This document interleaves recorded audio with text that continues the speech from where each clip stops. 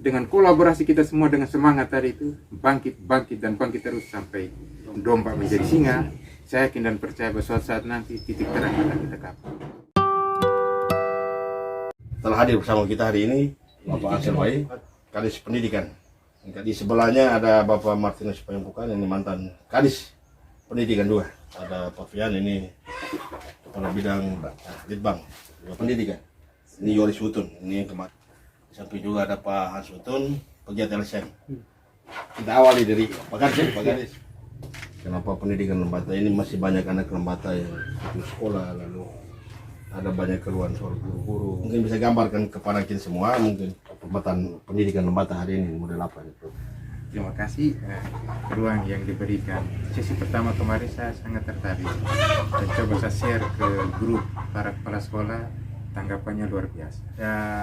Rinduan bagaimana seluruh stakeholder di Lembata ini berpikir tentang kemajuan dunia pendidikan sebenarnya. Karena selama ini artinya untuk urusan pendidikan ini hanya tanggung jawab pendidikan dan sekolah. Tapi kalau boleh kita omong jujur, kita ini di sekolah itu paling lama 7 jam. Sedangkan hidup kita satu hari itu 24 jam. Masih ada 17 jam itu berada di luar lingkungan sekolah. Ketika saya masuk ke dunia pendidikan, yang pertama yang saya analisa adalah saya menggali sebanyak-banyak masalah dari bawah. Salah satunya itu, peran masyarakat masih sangat rendah. Pemerintah juga, eksekutif maupun legislatif itu baru sebatas pada berpikir untuk bagaimana kita mengalokasikan anggaran. Banyak orang bilang dunia dinas pendidikan anggarannya besar ya. Memang 170 M, tetapi itu 90% dari DAK, bukan dari DAU. Kita itu DAK untuk fisik, sisanya 121 miliar. Sekitar 120 M itu untuk tunjangan profesi guru di daerah tertinggal dan tunjangan-tunjangan yang lainnya. Sisanya itu untuk operasional kita. Sedangkan untuk peningkatan kualitas dan lainnya itu kita harus menindaklanjuti dalam bentuk proposal atau dikasih satu namanya SIM PKB yang di situ sudah disediakan begitu banyak menu bagi para guru untuk mengikuti diklat-diklat. Nah, sekarang guru-guru kita tingkat literasinya masih sangat rendah. Apalagi yang digital.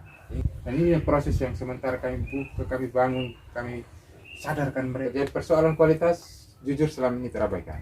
Kita lupa bahwa ada 8 standar pendidikan itu. Justru sarana prasarana berada di urutan paling buntut.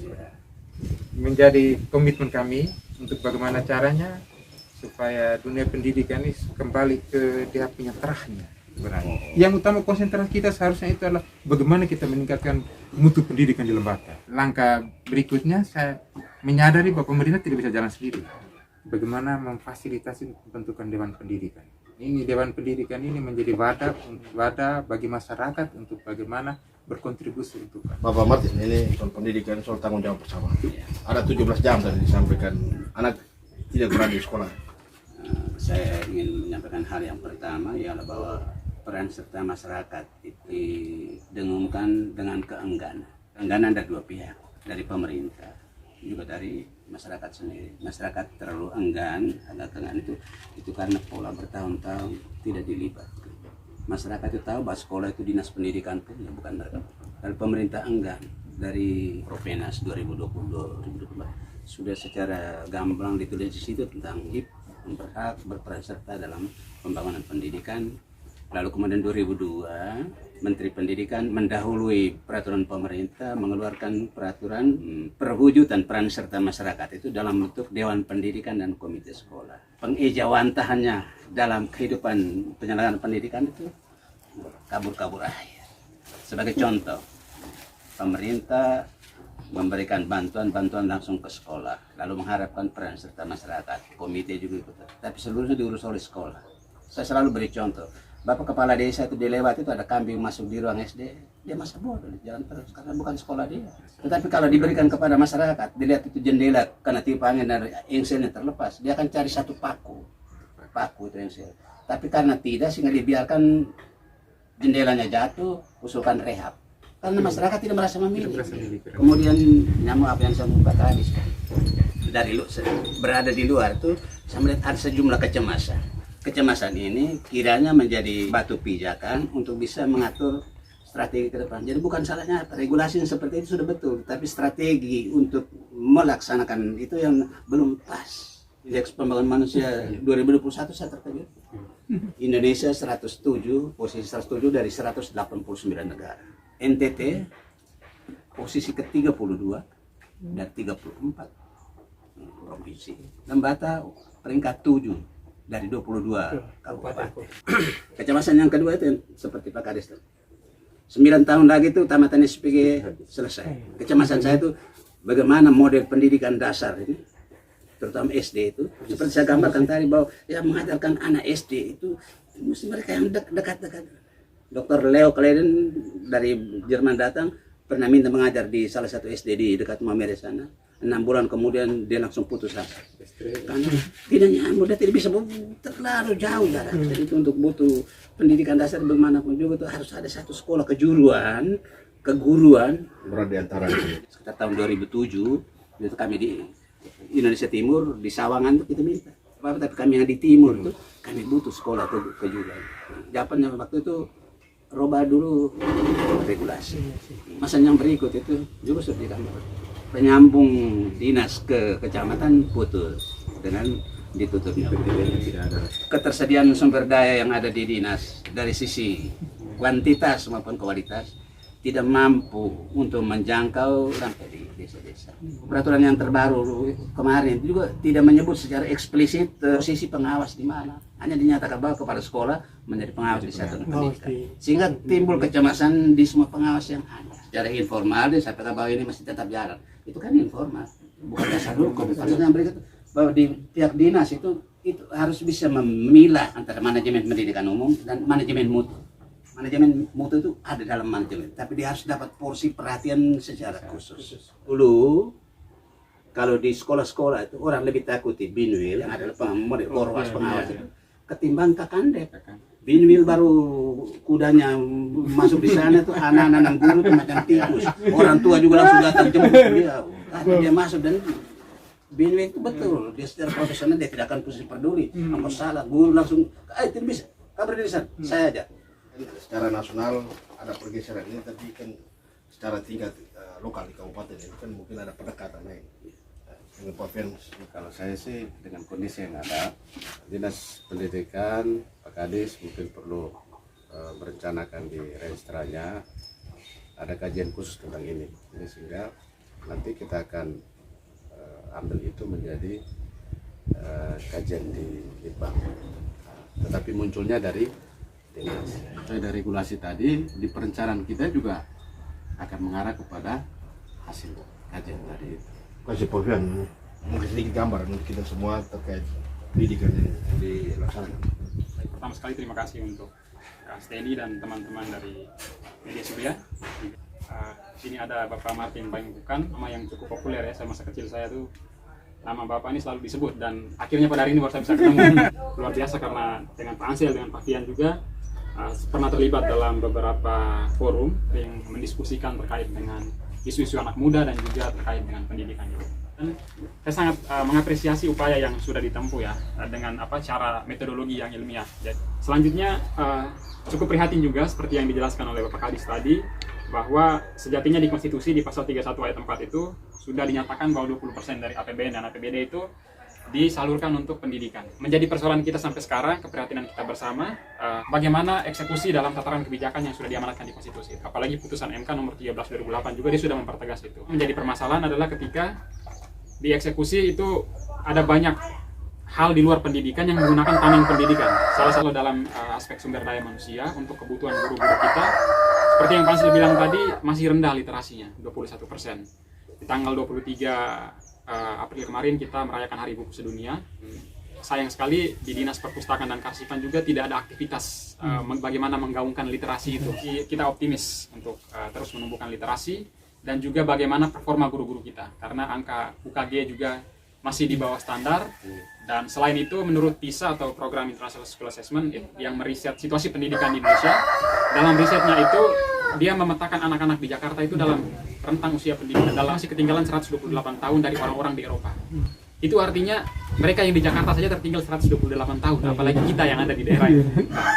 Saya dulu waktu masa kecil masih ada beberapa format lama yang diterapkan, misalnya ada Porseni, terus ada misalnya O2SN. Jadi anak-anak itu begitu dilibatkan dalam aktivitas di luar aktivitas akademik, pengembangan minat dan bakat itu menjadi perhatian serius. Dan menarik sekali seperti yang dijelaskan oleh Bapak Kadis tadi, Kemendikbud kemudian menginisiasi pembentukan SIM PKB. Bagaimana inisiatif kita? Pemerintah sudah menyediakan fasilitas, infrastruktur penyediaan jaring internet juga sudah diusahakan maksimal bahkan sampai ke desa-desa melalui Kominfo. Begitu. Jadi tidak ada alasan lagi untuk kita mengatakan bahwa kita tidak punya sumber daya untuk mengejar ketertinggalan itu.